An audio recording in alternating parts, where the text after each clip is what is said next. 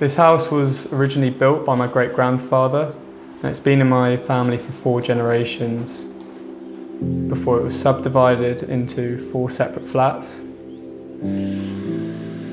So my philosophy was centred on eliminating dead space, in particular avoiding the creation of corridors. This particular project was built in the area that the living room used to be in the old house. This apartment is in West Sussex. It's a county in the southeast of England. It's made up of lots of towns and villages. When working with particularly small footprints, there's always going to be spatial trade-offs. Having said this, it's really important we understand the balance between functionality and luxury.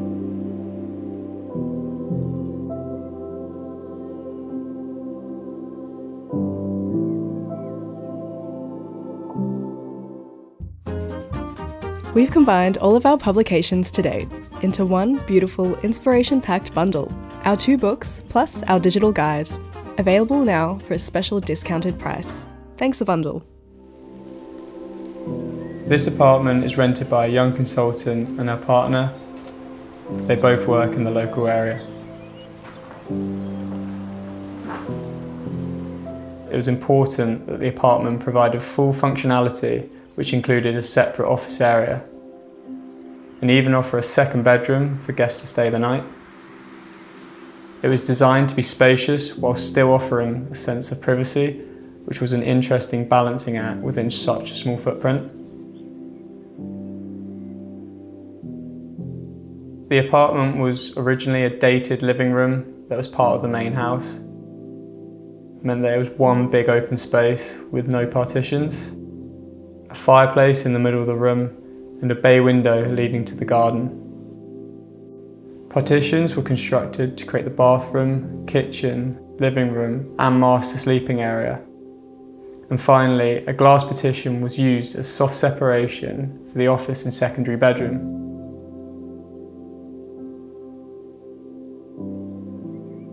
The living area is directly next to the large bay windows that look out onto the garden. These large windows help flood the area with plenty of natural light. The living area originally had carpet, which was replaced with timber floors.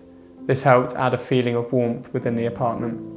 It was important that this area was open plan, allowing for space to relax by the sofa and coffee table, while still maintaining sizable circulation space around the furniture.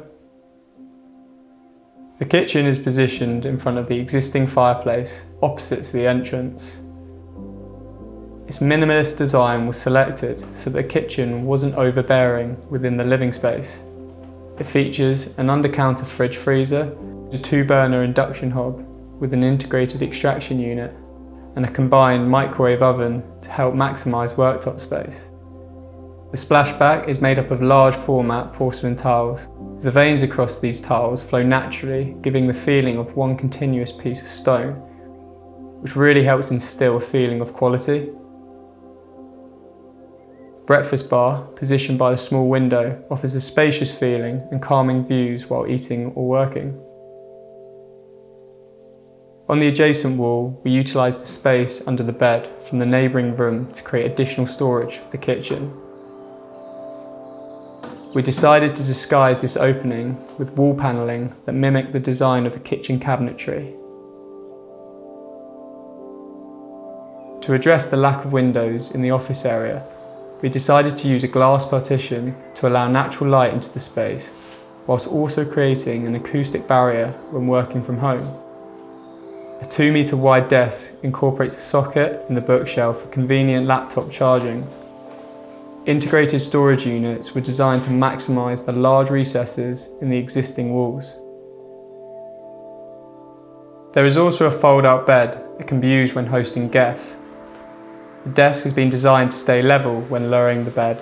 This saves time clearing up. A concealed door fitted within the cladded wall at the back of the office leads to the communal laundry and can also be used as secondary access to the apartment. It was my father's interest in sailing that influenced me to study the way in which yachts utilise a small footprint. Typically in boats, the bed takes up the full width of the master bedroom. We try to copy this principle and use it in the way that we designed our sleep box. Designing the master bedroom in this way allowed us to create a much larger living space comparable to typical kitchen diners in more conventional homes. The master bedroom was designed to be as compact as possible while still offering the luxury of a king-size bed. The bed is raised to allow for storage underneath. The overhanging wardrobes above the bed provide further storage and forms a niche above the headboard for charging phones and storing books. An LED recessed into the top of the niche provides warm light, perfect for reading before bed. The curtain provides privacy and room to get changed whilst drawn, but also gives the flexibility to the tenant if they don't want to feel completely withdrawn from the living space. The bathroom is compact but feels quite spacious. A step was introduced to cater for plumbing requirements. We also decided to use a pocket door for the bathroom to minimise disturbance to the breakfast bar. The floors and walls have large grey porcelain tiles. The bathroom features a basin fixed to the floor-to-ceiling mirror. This really helps enhance the perception of space. A flush tile transition leads into the shower, which is separated by a frameless glass divider.